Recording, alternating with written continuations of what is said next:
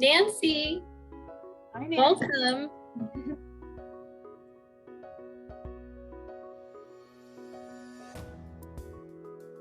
Hi, Van. Welcome.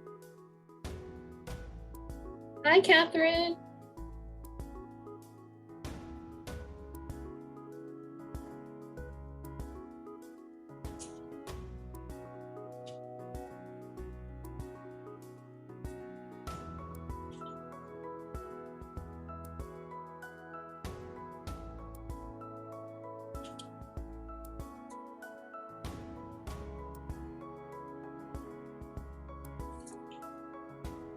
If unmuted folks you have just joined, so if you want to say anything, feel free.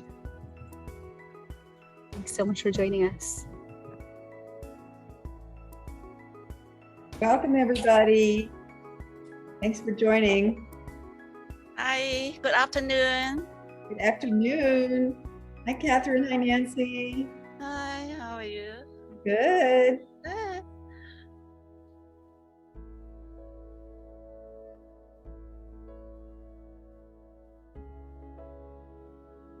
The videos came out so well. Mm, I'm excited for you to see them.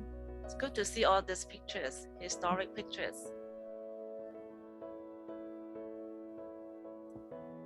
Hi, Celine. Hi, Celine.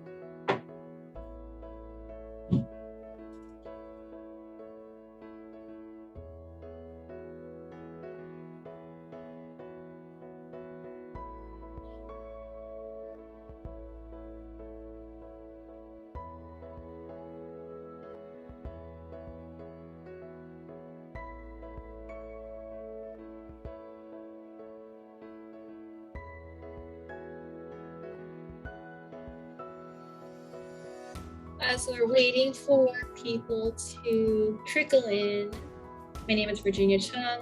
I am Director of Advancement here at Wu Yee Children's Services. Welcome to our Founder and Friends Gathering presented by Wu Yee Children's Services, where we believe that nothing is more essential than excellent early care and education for all our children right from the start. As every day we partner with parents as well as countless individuals and organizations across San Francisco to provide a network that strengthens and connects a diverse, resilient community around our children. Because when we stand up for children, we stand up for one another. We'll be starting in just a couple minutes, but in the meantime, please enjoy our slideshow, participate in our poll during the event, and also our Fund a Need.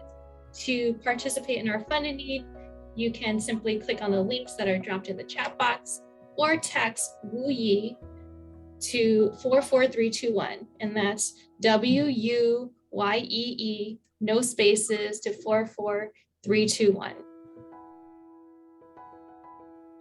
We'll share the poll answers at the end of the event. If you have questions at any time, please feel free to drop them into the chat and we will try to answer them towards the end.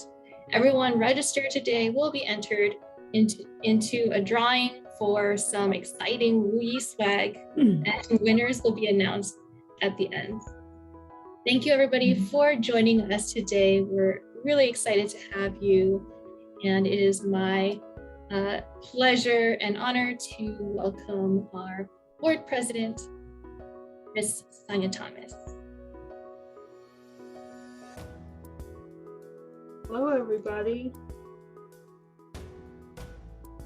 I'm not sure if I should wait for the music or keep going. Sorry. Great. Well, welcome everyone. It's so wonderful to, well, I can't see your faces, but I know you're here. And I thank you so much for joining us on a Wednesday afternoon. I want to welcome all of you to our fifth annual Founder and Friends event. It's always an honor to come to this event. I'm Sonia Thomas. I'm the president of the board of directors. Well, we're disappointed that we can't meet in person, right, and have an in-person event. We are honored to have you all here to learn a little bit about Wu Yee and the women, mothers, educators, and social workers that made this all possible. Today, we are bringing together voices from the past and voices of the present to think about the world we want to create for our children. At Wu Yee, we know it's important to us that we honor our legacy and remember lessons from the past so that we can anticipate our future. And how can anything be more about our future than our children? So I joined Wu Yee Children's Services about 6 years ago. I've been board president for 3 years. And I joined because, like our founders, I was just called to serve our community. I'm originally from the South and I moved to San Francisco. And I wanted to be a part of the community. I completely understand what it means to have an early care and education. My early care and education was my grandmother, right? And so I understand what that foundation means and where that trajectory will take you in life. My vision for Wu Yee is that we continue to honor the legacy of our founders, that we remain rooted in serving the children and families of San Francisco, and continue to grow so that all children of San Francisco can thrive. And so without further ado, I'd love to pass the virtual mic to Monica Walters, our current CEO, for a few words of welcome. Thanks so much, Sonia, and welcome to everybody. I'm really excited that we're here again, 5 years, wow, that since we started this tradition of really looking at our legacy and honoring those amazing women who are founders and all of those who stood with them many years ago to begin what was then the Association of Children's Rights. And now today, some over 40 years later, Wu Yee Children's Services continues to thrive.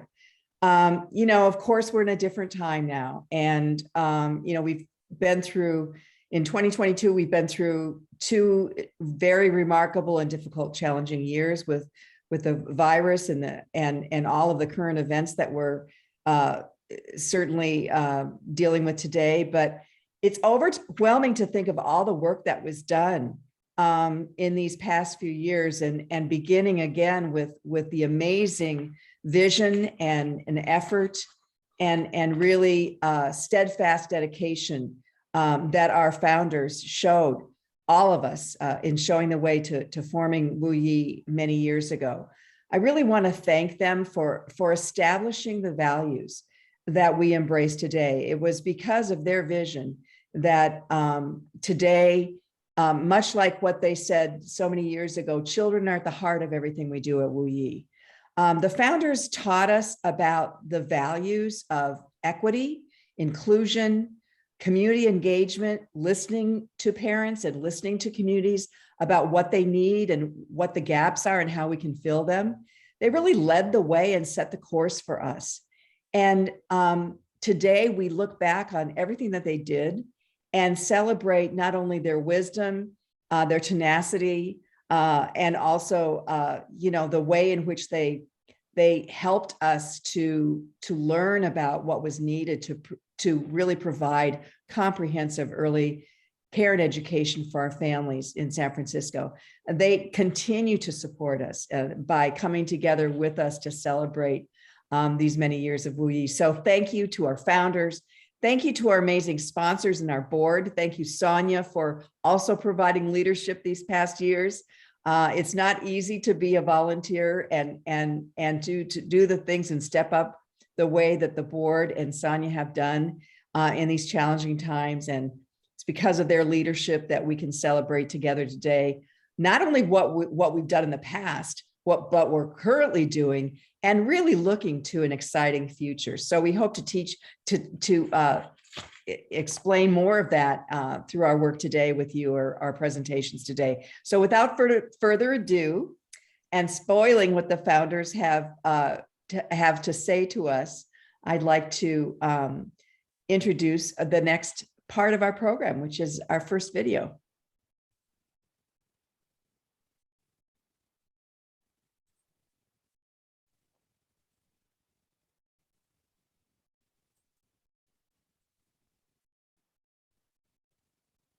I think documentation of history is so important so that we can learn from history. So are our story. When you look at the Asian hate crime, so we need to tell our story. I think we can all learn from histories.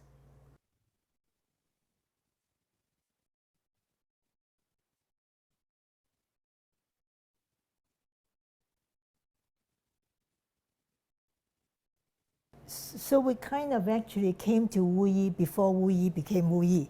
So it's really come out from this idea that, it's neat. It's really basically at that time, it's after the 60s, immigration just opened up.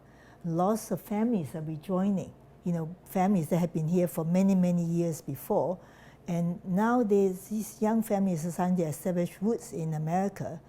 They have kids, like Catherine, and then they need help with, bringing up the children, both in childcare but also in family support, in services to help them to parent the young children.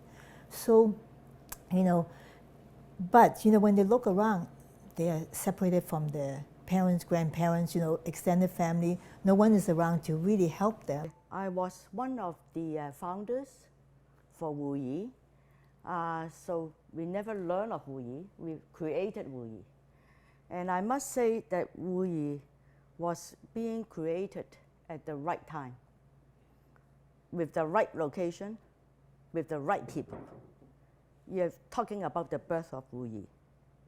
Why I say is that the right historical time is because of, at the time of this country, is the rise of the civil rights movement and the Asian American identity. And also there is a big push for the college educated second generation or the first generation immigrants to return to be of service to the community.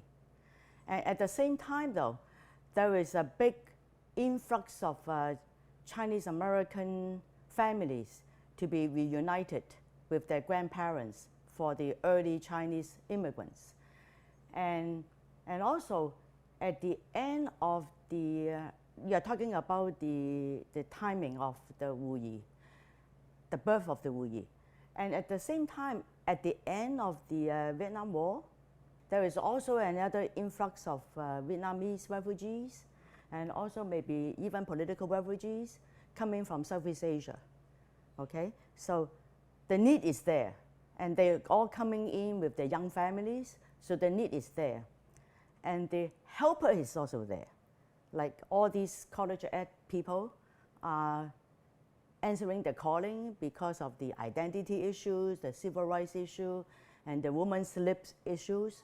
So we all return to the community to be the contributor or to be the empowering agent for these monolingual immigrant families.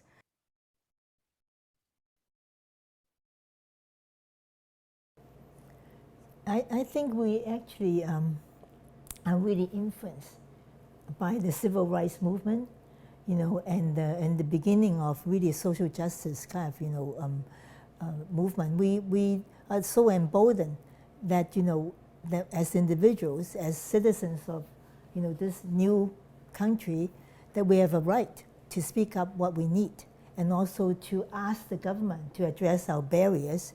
And we have as much right as the next person that's living here, and we're willing to take up the kind of like the struggle or the baton of saying, hey, we need this, and this is, part of the civil rights movement in terms of, having support, for child development, having family support, having access to health and mental health services is part of what we need to grow our families. So we're quite emboldened and enlightened, I think, by the civil rights movement. Yeah. And the other thing is the location. I think the birth of Wu Yee could not happening in the South because San Francisco, being one of the oldest Chinatown, is the big landing spot for many of the immigrants, and probably New York too. Okay, I think New York and San Francisco is the biggest locations for the birth of Wu Yee. So I would not want to take the credit so much. I think we are just the products of the right timing, right locations, and to be able to work with a great number of people who can work in harmonies and in highly cooperation.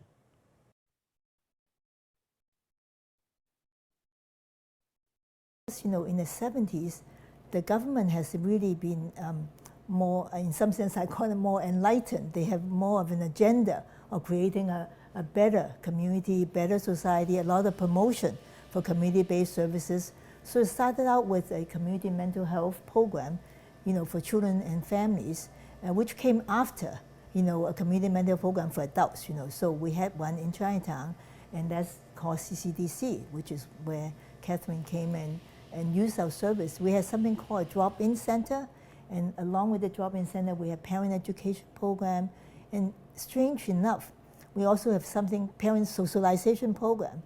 And the parent socialization program actually is, as it turned out, more important than parent education program, because parent education is just really us, mostly young professionals who kind of translate what we learn from school to, tell parents and say, hey, this is what you do, and these are child development, stages and all this.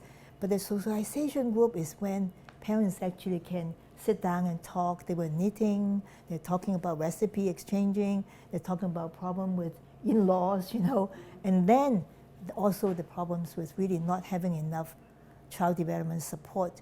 And at that time, we do have some resource and referral services within the city, but there's no uniform kind of, waiting list for child development. So parents have to go everywhere to go put up their name for waiting list, and also most of them don't speak Chinese, so they only speak English, so you can't access the service. Miranda, I don't know if you remember, as a board member of the Association for Children's Rights and Services, we went to public hearings, and I represent the parents to the public hearings, and I have to speak in front of the public. I remember I was shaking, I was so afraid, and I had to talk and express our needs for quality childcare services, and I was shaking, but I conveyed the message. Yes. And of course, you translate for me, because at that time my English was lousy, not fluent.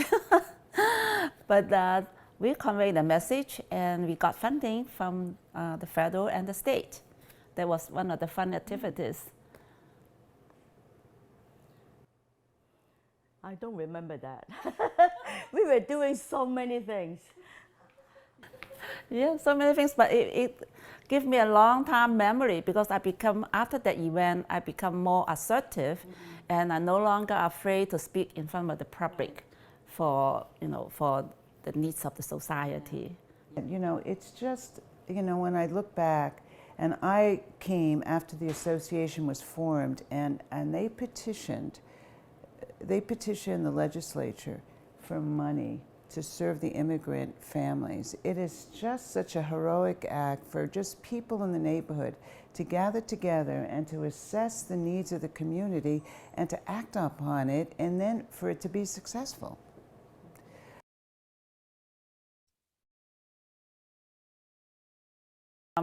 After we got funding from the government, remember we have to name our newfound childcare center. So we had a competition among the members to vote for a name that we want for the new childcare center, and I won. I named it Wu Yee Childcare Services, which means in Chinese, a place for protecting children, a happy place for protecting the children. And the other story.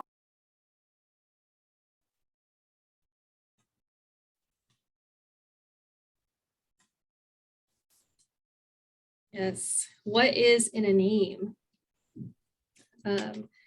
Thank you so much to Xiling and Catherine for sharing that little bit of history.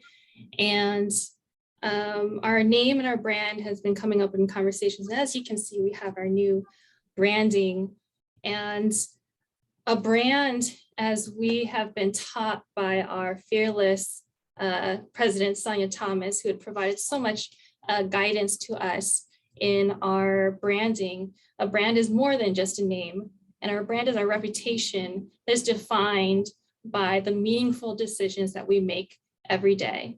And it's not just the name or the logo, it's what we say, how we act, and that really demands a lot of strength faith, and clarity. And so much gratitude to Sonia for guiding us through the process early on as we kind of embarked on the journey of the rebranding. We had all these questions. Do we take the Chinese off, to not take it off? And she was steadfast and guided us in being disciplined. You can't take the Chinese off. That's a part of your logo. And she said, I don't feel like we're ready to change our name. But what she taught us, that our brand is more about the choices that we make every day. And all our choices, to me, lead us down two paths. One is to either impact or elevate our lives and others, or we don't. Our name is important, though, to understand our context, our legacy, and our history, and it builds on our reputation. We want Wu Yee to be a beacon for all communities, to represent courage, relentlessness, fearlessness, and resilience like our founders. And we're committed to the success of all children from day one. We don't stand by, we stand up for children always. Would you like to add anything, Monica or Sonia? I think that's right, Virginia. You summarized that, really well. I think that one of the challenges, of course, that we have is that we've grown from a very small agency in Chinatown, a vibrant and as you can see from our really inspiring founders, a mission that was steeped in community activism and in responding to the needs of a new community. And even so today, as Wu Yee spreads its wings and its services all across San Francisco, we still have that spirit of responding to the needs of the communities as they tell us and they come to us with particular requests and obviously letting us know where it is that we can be of assistance to them. So we've really grown and flourished. And again, we are now serving a very diverse population of children and families. From our origin roots in Chinatown, we are now in 12 centers across the city of San Francisco, serving Latina children, African-American children, children of other races and ethnicities, and doing that within the spirit of the founders' belief system, which is that children are at the heart of what we do. We respond to the needs of children and families as they come to us with those needs, and that we listen with our heart and with our best intention to provide quality care and meet the child where the child is. Thank you, Monica. We can cue up the next video.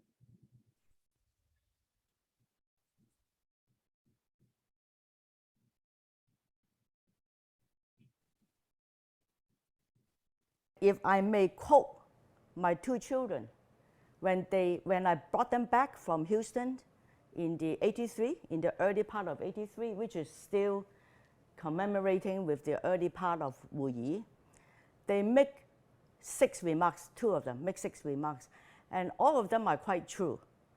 So one make a very positive remarks about Chinatown, and he was about 5 at the time. And he said, "Oh, I love this community. It's so full of life. It's full of people. People look happy and busy, and they laugh. They laugh. They look so happy. But their jobs are so hard." I guess he was observing all these grocery workers who's pushing the heavy cart of grocery and discarding the vegetable from their cart. He said, "Oh, if I want to work back in Chinatown, I don't want to take their job. Their job is too hard, way too hard." Absolutely. Oh, I just want to echo that. Listen, when I came here, we were, Wu Yee was just a child care and a resource center, right?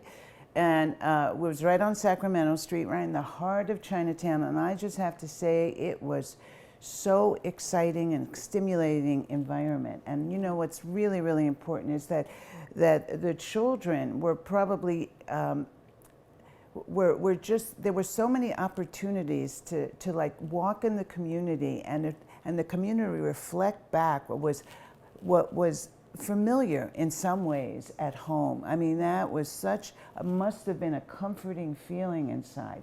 But for me, the richness was just everywhere. It was like a sensory experience. And I have to say, everything a young child wants to learn learning about foods and colors and everything they needed to learn, it was just right there on Stockton Street, you know?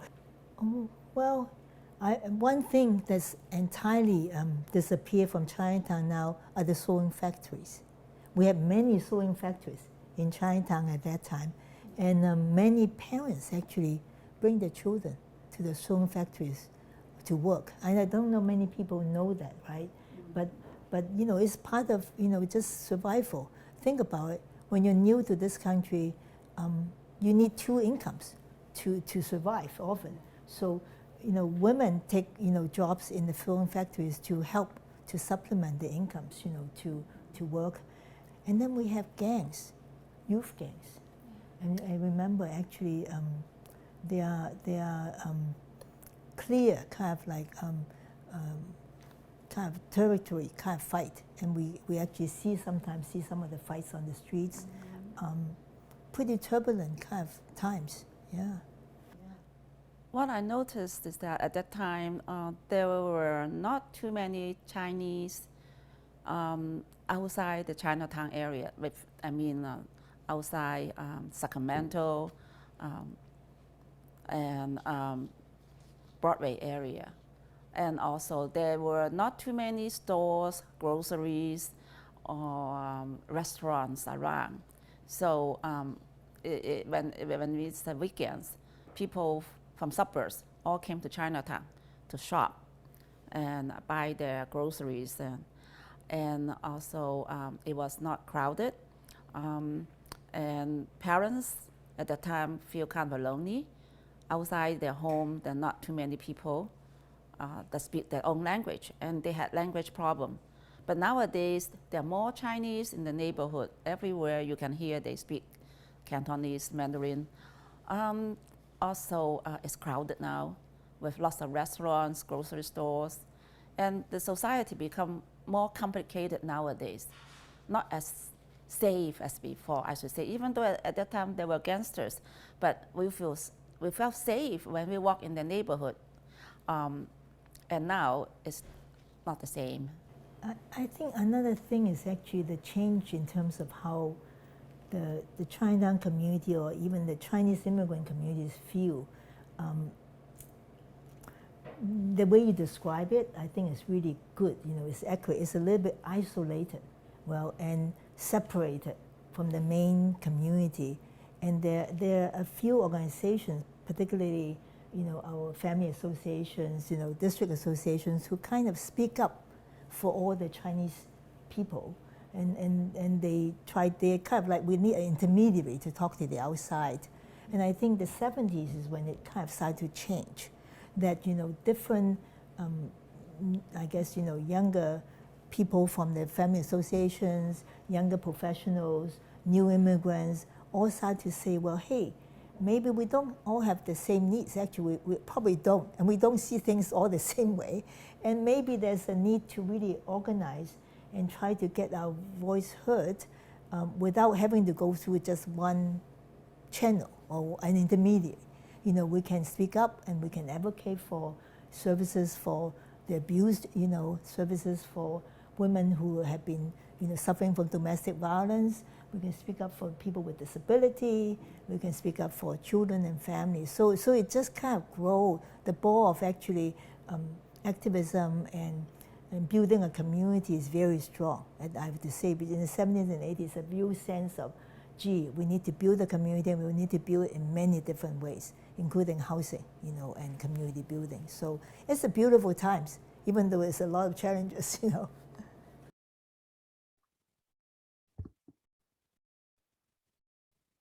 Racial equity starts from home education. Parents should teach their children about racial equity.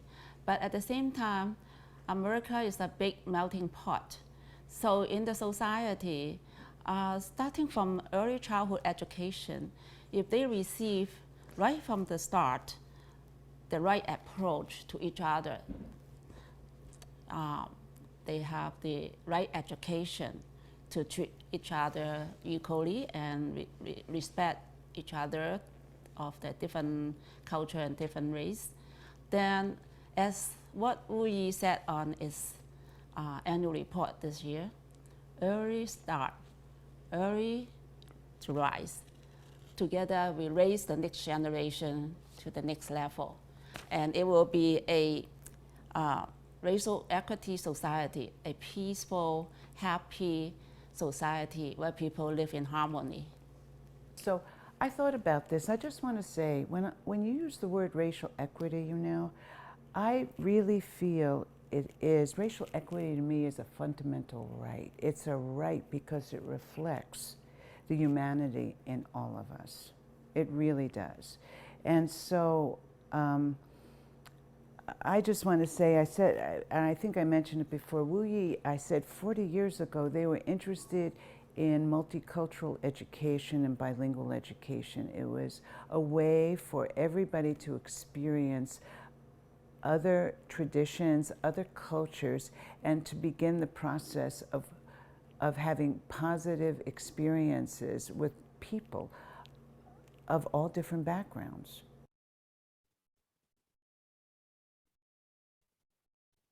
I think we have, again, you know, community movement and community development and building the community has certainly evolved, you know, over time, you know, because I think even though it started from a more immigrant-focused, community-focused organization, Wu Yee, as it stands now, actually is a citywide organization, serve many, many different communities, and certainly take to heart advocacy for young children of all ages and all ethnicity and all communities, and especially people who are underprivileged, and especially people who suffer, you know, discrimination from before, from history and you know, and all the historical events that led up to now. And I have to say, we are leading the way. I am very proud of Wu Yee. I have to say that, yeah.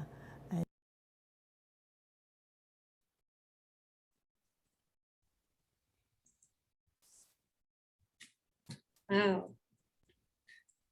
Monica, Sonia, is there anything that you would like to reflect on? I would say that I think it was really powerful, right? We are leading the way. I think what I take from that, and thank you so much to our founders for sharing that, is that, you know, I think when I first came to Wu Yee, I think there was this conception that Wu Yee is a, you know, a Chinatown organization, right? And what we are is an organization, as our founders were saying, that stands up for children, right? And that happened, and it started in Chinatown, where there was a need to actually stand up and advocate, not just for children, but for families and the needs of that community. And they had the strength and the power to stand up with their own voices and do that. And what you'll see now is, you know, 40 plus years later, that we're still doing the same thing, but we're doing it all across the city with the same spirit that our founders had, in neighborhoods where, you know, all the children need and the families have the same needs, right? And we're doing it for all of those children, regardless of their culture, regardless of their background. It's based on the need, and that's where the racial equity comes in. I think we always learn that your zip code should not dictate your future, right? Every single child deserves an equal start at life, and that's what Wu Yee stands for every single day. Monica has been one of our biggest advocates, right, for just making sure that teachers are paid, to making sure that our staff is advocated for, that our families are advocated for all across San Francisco. And so you see that spirit in all that what our founders are saying, that spirit lives every single day with Wu Yee. And that's what I think we're also happy and proud when we come to the founders events, because you can see that legacy still living and we haven't strayed from it. So it just makes me extremely proud. Thank you so much for, you know, the legacy that we've built. I totally agree with what you just said, Sonia. And what I learn every time I listen to our founders talk about their beginning experiences, their inspirations, their struggles, and challenges and their victories is that Wu Yee would not be what it is today without that foundation. They gave us a bedrock of values and vision that we need to continue to carry forward. So, it's really amazing to me to listen to them and to see how their wise words continue to resonate today in terms of the challenges that we have learned more than everything during the past few years of this pandemic, how vital early learning and care services and family support services are to keep our society running and to keep children and families safe and able to function keep our economy going. And that without us, our world would be far different. So this is another inspiration that I take away from listening to our founders, that, they had this vision back in the day when they saw what the need was. And it's because of their, this legacy that they leave us, that we're able to continue to grow and thrive and see the way for the future. Thank you, Monica and Sonia, for sharing your reflections. And I agree with it all. And I just feel so fortunate to be surrounded by such fiercely compassionate leaders, our mothers, our caregivers. My mom, her 5 sisters, and the 3 uncles, my mom-in-law, Mary Lou, have just always been, I'm so lucky to be surrounded by such compassionate folks. And as you've seen in the video, equity has always been a core part of our founding. The civil rights movement had dared everyone to dream, and Wu Yee was a result of that dream. Our dream has been and continues to be to provide every child with the best start possible. And in order to do that, we must fight for equity and solidarity among all our communities. Miranda made a statement that has always stuck with me. And she said that the US lacks an imagination for what diversity can look like. And that just opened up a whole other world for me, of course. Why do we have to limit ourselves or be reductive? We can always be more. We can always embrace our differences, our languages, our cultures, our nuances. And in other words, we can be humans. We can be fully complex, multifaceted, layered, and even undefined. I want for our children, our kids, to grow, to learn, be curious, and be free to define their own identities, become citizens of the earth. And rather than expect children to conform to a system, we believe that education and caregiving must be inclusive. It must embrace diversity and be tailored to honor each child's unique social emotional learning needs and their gifts. So with that said, let's go into the next video.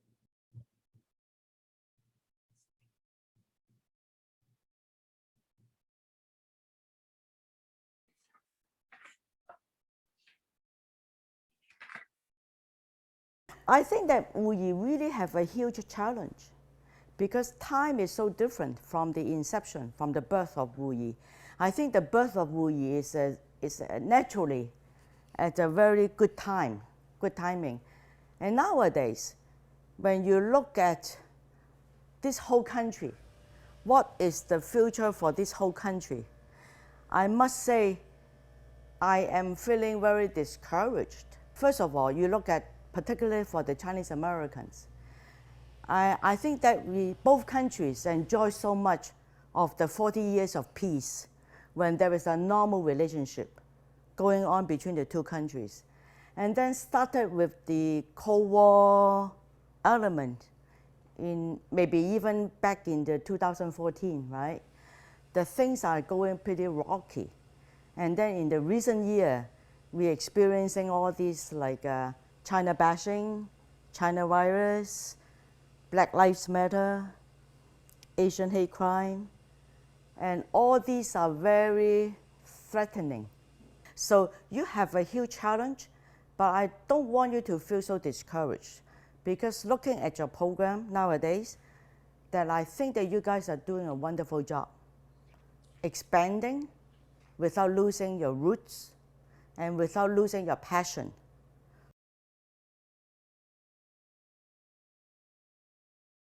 We see the Wu Yee program is really moving forward for the fact that you are including the population that we never thought of that we can provide services, like the homeless and the new immigrants and the African Americans and the Hispanics. So this is a moving forward steps about like racial equity. And more so, I think that Wu Yee is a fine example, narrowing the gap between the economic, socioeconomic background of the younger population. And so this is a wonderful examples. So this is really, we need to feel very proud that we can achieve so far. Based on the past performance of Wu Yee, I envision that Wu Yee will survive, continue to succeed, and thrive in the future.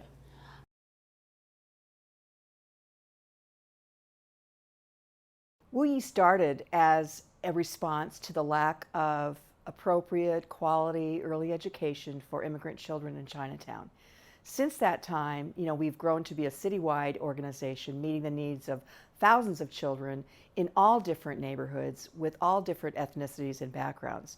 So what I have inherited and what I like the most about this is that Wu Yee is serving a very critical need for all the children in San Francisco that have been often left behind. One of the biggest things that we're struggling with right now is making sure that children who are on the wait list who need care can get care. So we have to grow and we have to continue our work to really reach those children who are not able to secure a place in a quality education setting. The value of Wu Yee is that we are not only supporting children in learning and bringing forward their opportunities, but also supporting their families. And especially now, our focus again is on equity, making sure that children from all different backgrounds, all different ethnicities, cultural and language differences are recognized and supported. Another really important and critical aspect of the work that we do at Wu Yee is not only providing the quality early education supports for children through our Head Start, Early Head Start, and our center-based and our family resources, but we really focus on the whole child and engaging the whole family. And the early education is one important piece, but if we don't support the whole family and reach into what they might need in terms of referrals for housing, for food, for other sorts of supports that are critical to their well-being, we're not really doing our job. So one of the things I really value about the work of Wu Yee is that we know it's not just the child, but the child is at the center of what we do, but it's the whole family and the whole extended family and the neighborhood and community that we also strive to support.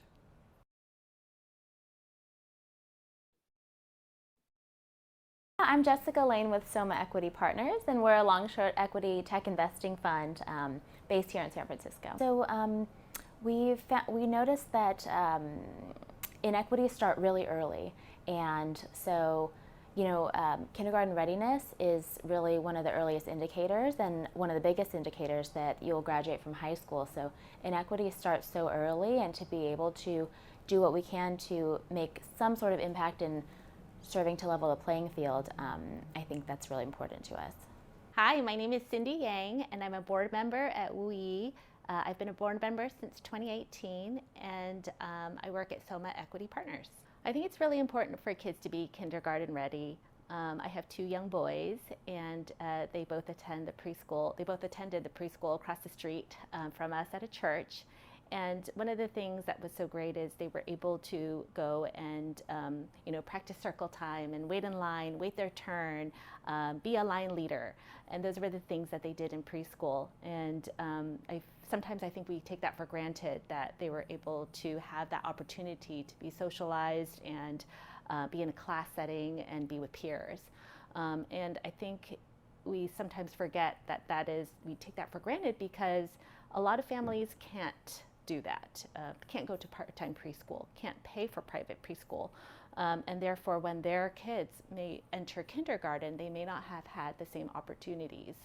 And it could be actually faced with disadvantages because they haven't had that opportunity, and it could be confused with behavioral issues when really it's just that they didn't have that preschool opportunity. So programs like Wu Yee are able to provide not only that opportunity for families in San Francisco, but also for the kids to have that socialization, be with other kids, be in a classroom setting, so that when they do enter kindergarten, they are ready. Well, we know that we are not meeting the needs of the numbers of children that are on the wait list that need care, and the numbers of families that are looking for a quality early education option for their children as they go back to work, as they try to succeed in the economy. Childcare is essential to that economic security.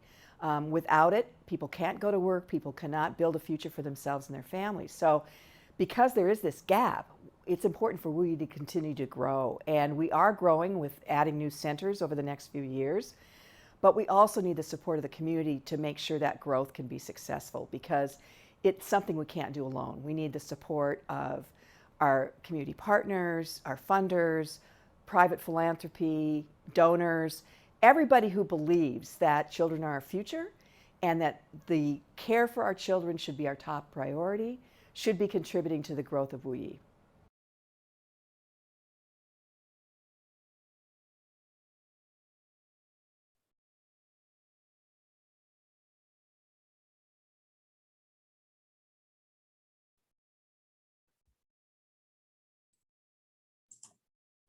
Okay, welcome back, everyone.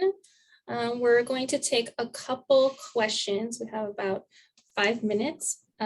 We do have a question, our hand up from Agnes. Can we unmute Agnes? Agnes Chan. She's actually one of our earliest teachers.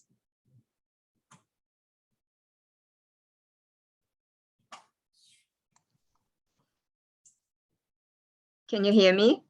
Yes. Okay. Yeah. Actually, I don't have a question. I just wanted to add to the early founding part. Yeah, which Silene and Connie and Miranda and Nancy narrated so well. Yeah, I just wanted to add that in addition to the civil rights and the third world movement that Wu Yee is obviously a part of. Yeah. I wanted to add that it was a great time for grassroots advocacy, which Wu Yee is obviously continuing. And so the advocacy brought Connie to Sacramento for the first time and spoke before the Sacramento legislature. And our founders also had the foresight to put in an advocacy arm for Wu Yee, for the Association of Children's Rights and Services, and that is the Resource and Referral Center. And I was one of the first staff that they hired to run that. And I remember my numerous trips to Sacramento, bringing a parent with me and translating for them. And they were all usually shaking. And I was shaking a little less than they do. Yeah, we were meeting all these committees and so on. And we were able to secure whatever subsequent funding that goes into early childhood education that expanded Wu Yee from like a 25 slot childcare center and a one desk R&R center to like, continuous growth. Yeah, so I think the advocacy part, as well as the connection to the bigger society part, is very crucial, and it's also a big part of Wu Yee's legacy.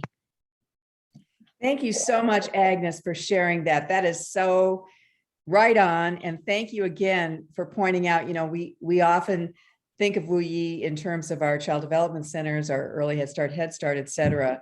But you're right, our R&R is one of the core services that we provide. And along with our other partner, R&R, Children's Council of San Francisco, we work hand in glove to try and cover, the whole city in terms of providing help and resources and advice and listening and again, support for families, young families who are new parents wanting help with finding childcare, finding tips on parenting, and also helping our providers with some of the things that they need to learn as far as being able to provide quality early learning. So the R&R that Agnes is talking about is a core part of our service.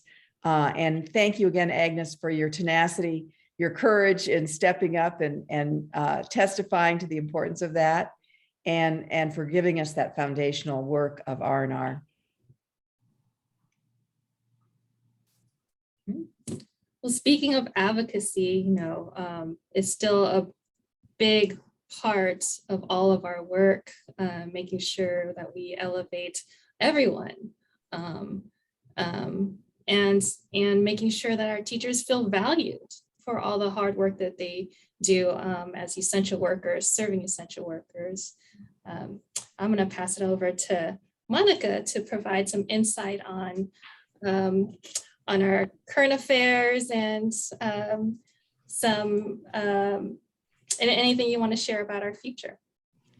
Well, again, I want to just reiterate how blessed we are to have this foundation that was set by our wonderful founders and by our current board members and donors and all those people in the years in between the founding and where we are now that have contributed to the growth and stability and success of Wu Yee. It's taken a lot of people, a lot of years contributing that to get to where we are today. And we can't even mention all of them, but we can't start to mention all of them, but we hold you in our hearts and we thank you. Where we are today is some exciting news for our teachers. Many of you who've been following the local news have learned that through the Prop C measure that was passed by the voters, we're now able to pass through incredibly wonderful and truly deserved compensation increases for our teachers and for our professional development staff as well. So we're still working out the details, but we're happy to announce that finally, after many years of advocacy and hard work and raising our voices, we have been able to realize funding coming in from the City and County of San Francisco that will raise the level of salaries for teachers to what they deserve, a livable wage with parity with their peers in other educational systems. So that's really exciting.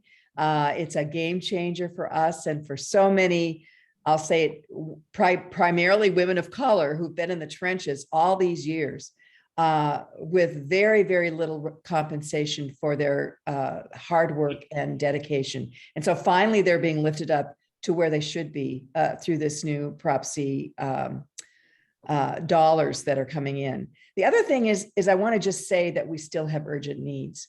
Along with the exciting part of new salaries and new increases in our funding, we have some not such great news in terms of what COVID has done for the to the families and the children that we serve. We've seen incredible needs in the area of mental health support that is not being met.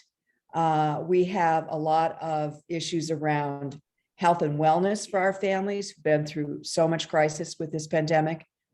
And again, we don't have all the support that we need to place every child that could deserve this wonderful Head Start into a slot, into a space. So I just want to encourage you to pay attention to the fund the need. Those dollars are still very much needed for us. We are comprehensive, and mental health and wellness and family support are a critical part of what we need to provide for all the kids that we serve. Yes, thank you, Monica. Please support our Fund a Need. It will go towards helping us build capacity and serving the urgent needs of all of our families, particularly after the pandemic. Our families have been hit really hard. If you can support us with $1,000, for example, $1,000 could provide support to a center. We have 12 centers across the city. We have 6 centers in development currently. They will be completed over the next 3 years, where we are keeping our COO, Mike, very busy. And those 6 centers are going to be able to serve 300 children each year. Mike gave me a interesting stat this morning. We just signed to move forward with one of our sites on Scotia. And 7 years ago, when he first got the quote, it was only about $600,000 to complete the center. And nowadays it's $2.5 million. The finish line keeps getting further and further. So we definitely need your support. $500 can go a long way to supporting all our children in a classroom and our home visitors. Our classrooms and home visitors provide for the urgent needs of our families, like mental health support and crisis intervention. A classroom holds 4 to 10 kids, and our home visitors, we have 12, go and pound the pavement to go visit families in their homes who can't get around as easily. And we just serve so many essential needs like food security, helping moms get diapers, cleaning supplies, and our Head Start families. About 20% of our Head Start families are experiencing homelessness. Over 50% of our Head Start families are single parent households. This past year, at least 60% of those families received crisis intervention services. During the pandemic, in the midst of the pandemic last year, it was over 70%. So that just goes to show the impact. It's not just about the early education, but it's the holistic family services that we provide for the children and the parents and caregivers that come to Wu Yee. $250 could help a family childcare business. Many people don't know about our small family childcare small business development program. And every year we're able to create 20 new businesses, 20 new family childcare small businesses, which creates over 180 new slots for children every year. And so it's a critical program that supports, that helps to build our capacity in the city while meeting the gap for families that need the support. And in honor of Teacher Appreciation Week, Provider Appreciation, and Mother's Day, why not make a contribution for $100? $100 can support wellness for our educators and providers. And it's a nice gift to make in honor of an influential teacher, mother, or caregiver in your life.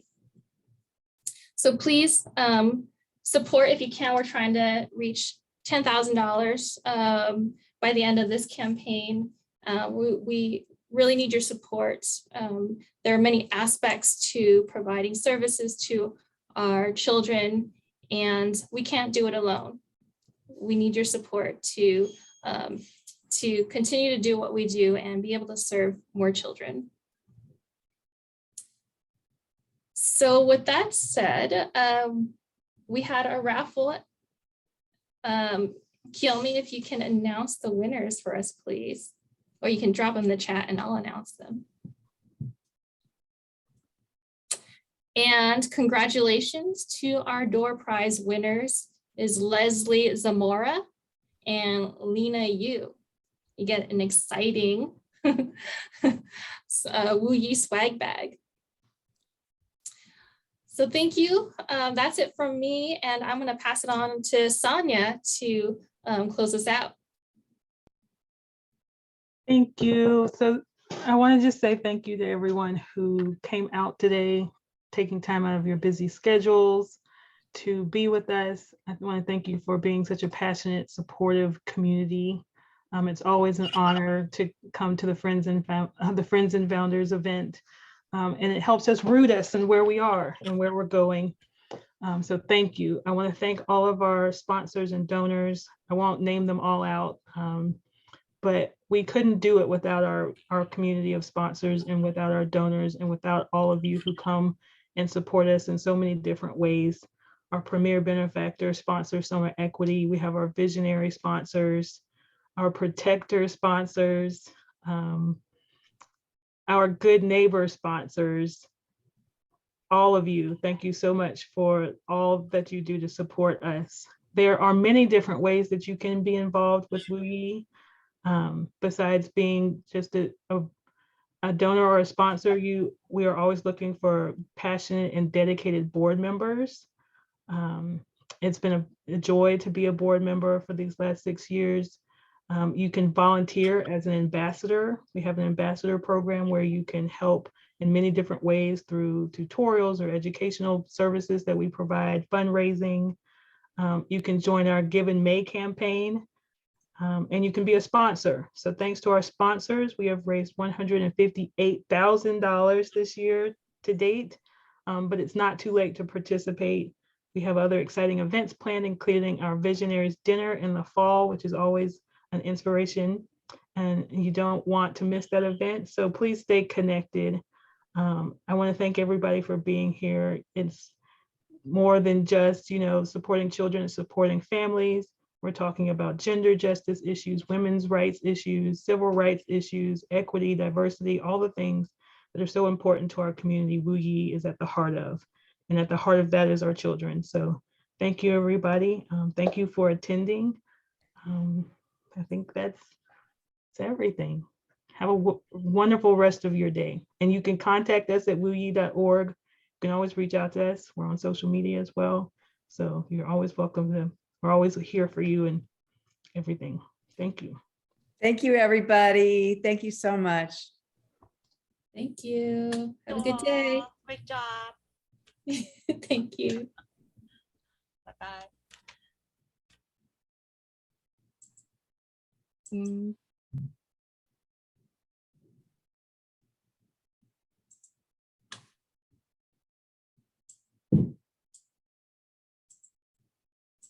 Are we staying on or leaving? We can head out. I gotta hop to another event, but Amazing timing. I will call in for a debrief. Thanks, everybody. Thank you, Sonia. Thank you, Kim, Pragya, Kiyomi, for making this happen. Bye.